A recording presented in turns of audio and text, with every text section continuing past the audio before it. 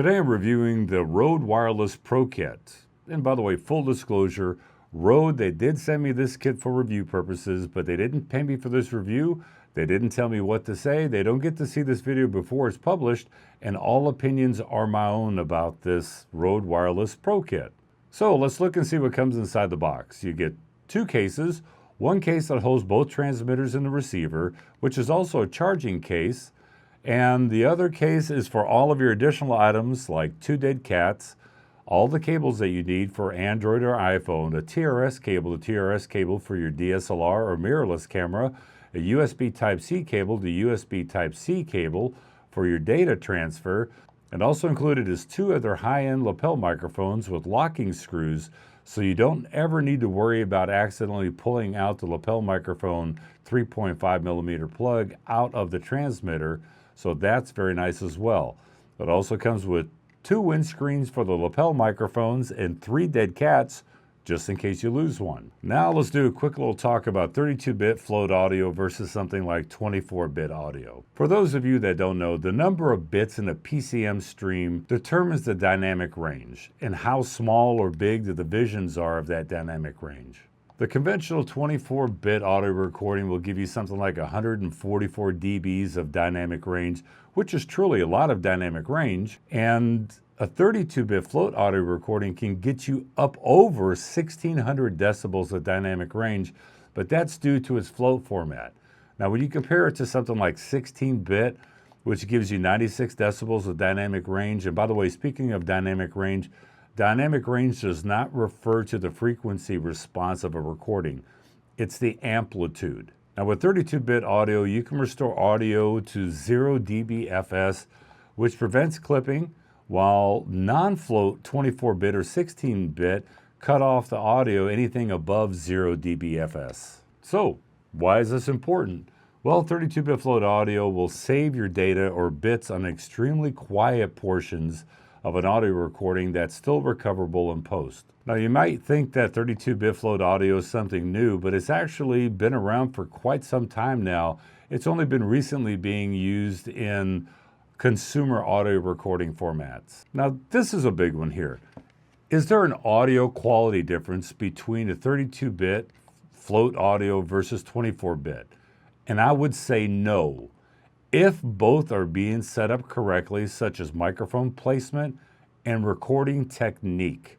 And by the way, all that audio that you've been listening to right now has been coming from the Rode Wireless Pro Kit that's attached to my shirt via the little magnetic clip that they do have that comes with it, which is a very nice little item. But you know, see, it pulls down a little bit. Now, when I talk about recording technique and how you set up your audio, if you put garbage in to a container, you're still going to get garbage out of a container. So how you set your recording up and your recording microphone techniques are going to be very, very important. I have mine right now a little bit lower down in my chest. I don't have it up on the collar. When you're up on the collar, you're going to get more of a proximity effect, and also you're going to get a lot of a lower end rumbles from the throat because it's closer to the throat, and even being right here will still get some of that rumble from my chest and from my throat. So that's something to keep in mind when you're talking about recording technique. So the way that you record your audio is still very important.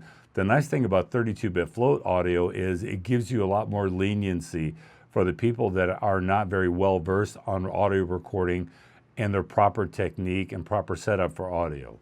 But 32-bit float audio does offer more convenience in post-production for later audio manipulation. Okay, so now enough of that. Let's do a distance test, a test of the windscreen / dead cats, and a sound quality test of the included lapel microphone. And of course, we got to do a comparison between the Rode Wireless Go 2 and the DJI Mic 2, all on internal recordings. So what I'm going to do now is a quick little audio test between these three microphones, the Rode Wireless Go 2, the DJI Mic 2, and the new Rode Wireless Pro, but I'm trying to hold these all the same distance just so you can see the difference in audio between the Rode Pro 32-bit float internal recording, the DJI Mic 2 32-bit internal float recording, and also the Rode Wireless Go 2, which is 24-bit internal recording. So testing 1, 2, 3, 4, 5, 1, 2, 3, 4, 5, 1, 2, 3, 4, 5. So that should give us a good rough idea of what do you think about how each one of these sound. And please, at this point, tell me down in the comment section below, what do you think, or which one did you think actually sounded better out of these three? But now let's test out the lapel microphone and see how it sounds. Okay, so now I do have the lapel microphone hooked up, and I've got to screw it into the transmitter. And like I said, the screw is a great little added touch that they did with this kick, so now you don't have to worry about it accidentally being pulled out by talent. And I've got the microphone placed still a little bit higher than what I would like, but this is the way it is. I could have tucked it down my shirt, but just for time purposes, I've got it clipped on in a nice little broadcast loop clipped onto my shirt. So let's do a quick little audio test with the lapel microphone. 1, 2, 3, 4, 5. 1, 2, 3, 4, 5. And I will say it's nice that they add in these little sound screens that will go up over the lapel microphone, so you don't have to worry about it being touched. And let's just, so I'm going to put this little cover over the lapel microphone. And I'm going to hold this about, I don't know, 6-inch distance from my mouth. Well, testing 1, 2, 3, 4, 5. 1, 2, 3, 4, 5.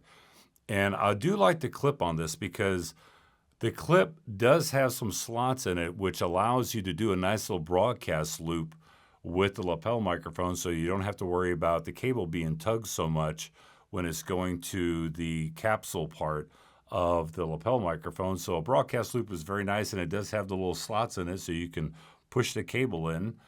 And okay, so let's go on to the next test. Okay, time to use the wireless Pro from Rode, and now I've got the dead cat on it just to see how the audio sounds. Being on an e-bike, driving up to speed. Let's get this bad boy up to some speed here. All right, that's 20 miles an hour right there. So that should tell you how the wind muff or the dead cat works with this Rode Wireless Pro. And I am recording internal 32-bit audio right now. And for those out there that are wondering, you know, what is the big deal about 32-bit float audio? Well, you know, there's a problem when you clip audio, because once you clip it, you can never recover that audio. And if audio is too quiet, yes, you can boost it up in post-production, but then also you run the risk of actually introducing some noise into the audio because it starts to raise the noise floor. So you have to kind of keep that in mind. 32-bit float audio, it basically is like log color profile on your cameras, where you get more dynamic range. 32-bit float audio gives you the ability to have a lot more latitude, a lot more room in your audio without having to worry about it clipping. Okay, now I'm going to do a distance test with the Rode Wireless Pro kit on the Sony FX30, and the receiver is actually plugged in. I'm at -12 dB, so let's see how far that we can get. First, I'm going to turn my back so it's not line of sight, see how far it is before it drops out, and then how far I am when I turn back around where the signal picks back up. Okay? 1, 2, 3, 4, 5, 6, 7, 8, 9, 10, 12, 13, 14, 15, 16, 17, 18, 19, 20, 21, 22, 23, 24, 25, 27, 28, 29, 30. 1, 4,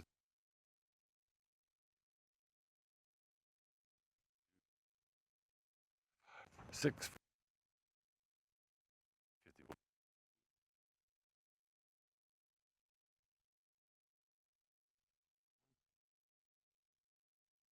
55,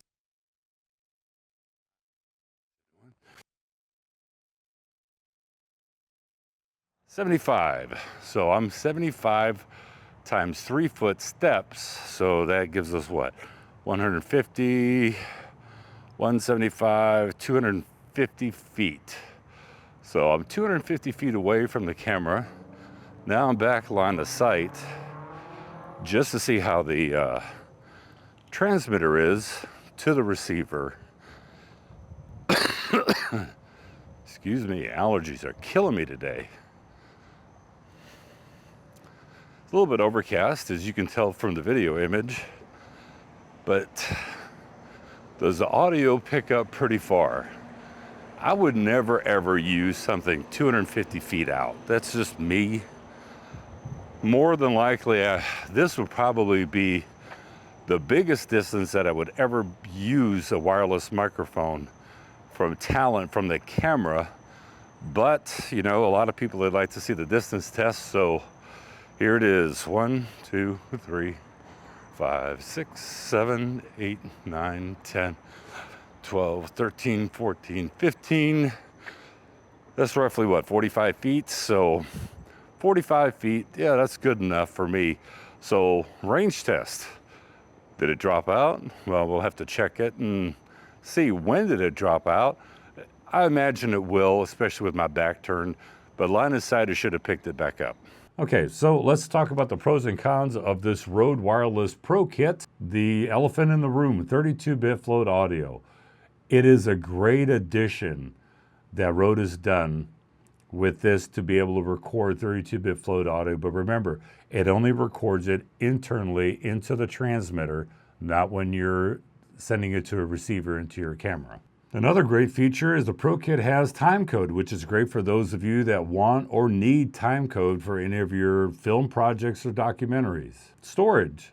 This Rode Wireless Pro Kit has 32 gigabytes of built-in storage, where the DJI Mic 2 only has 8 gigabytes of built-in storage. The build quality. I will say that the build quality on this new Pro Kit is absolutely fantastic. I love the finish on it, so no complaints there. And I actually think that the build quality is a little bit better than the Rode Wireless Go 2. I love the fact that they've included the magnetic clips, which is very much appreciated to me, because now it kind of is reminiscent of what DJI did with the Mic 2, and you can just place it under your shirt, or you can actually flip the microphone around, have the microphone under your shirt. I would probably put a dead cat on it, but you can flip it under your shirt and then just have the little magnet on the outside so that it's not so visible and standing out like this. I also like that they've included now a charging case for the transmitters and the receiver, because, you know, we have to kind of rely on the aftermarket like ZG Sin to offer us a charging case for the Rode Wireless Go 2 set. So now with Rode offering the charging case on this Pro Kit, now that kind of takes the aftermarket out of the equation, so we don't have to rely on the aftermarket for parts like that. And lastly, we got to talk about sound quality. I think that the sound quality coming out of the Wireless Pro Kit is excellent. But then again, it's kind of to be expected from anything that you get from Rode, because Rode has been in the business for such a long time now. Now it's time for the cons. Well, the first con for me is going to be that you have to use the Rode Central app to be able to delete any of the recordings. Now, you are able to plug in the transmitter directly into your computer via USB Type-C cable for data transfer, and you can copy that off of there and put that onto your desktop. But the problem is, if you try to delete it, it will not delete. The DJI Mic 2 allows you to delete on board, and the only way to be able to delete the recordings off of here is you have to connect it to the Rode Wireless or Rode Central app and connect the transmitter in question, dig around in the app, then delete it. And on the DJI Mic system, it's just you transfer it, you delete the audio without any need of using an app. So hopefully Rode can address this issue with a future update. The next con is going to have to be its size. It's a little bit big and bulky, especially when you compare it to the DJI Mic 2. It's a lot smaller, and it definitely pulls down on your shirt, whether it's clipped onto the collar of your shirt or if you're using the magnetic clip like what I'm doing right now, it still drags down on your shirt a little bit. The DJI system's a lot lighter in comparison. Overall, I really do like this Rode Wireless Pro Kit, and I plan to use it a lot more in the future with some upcoming film projects that I'm working on. Now just remember, at the end of the day, you have to imagine that 32-bit float audio is a container, and what you put into that container, such as your recording technique, is how you're going to get the most out of your 32-bit flow to audio. If you put garbage in, like I said earlier, you're going to get garbage out. So would I call this a professional Hollywood wireless microphone kit for major motion pictures? No, I would call it a prosumer kit, as I wouldn't see this being used on a Hollywood set at all, but I would consider it a prosumer kit, which is great for YouTube videos, or if you're shooting short films, or even some documentary work. Well, I hope that this video has helped you out in some way, and remember, I'll see you in the next review. Bye-bye.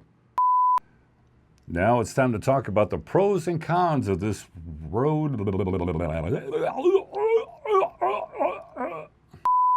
Have you ever been in a situation where you're just like, that's the situation I'm in.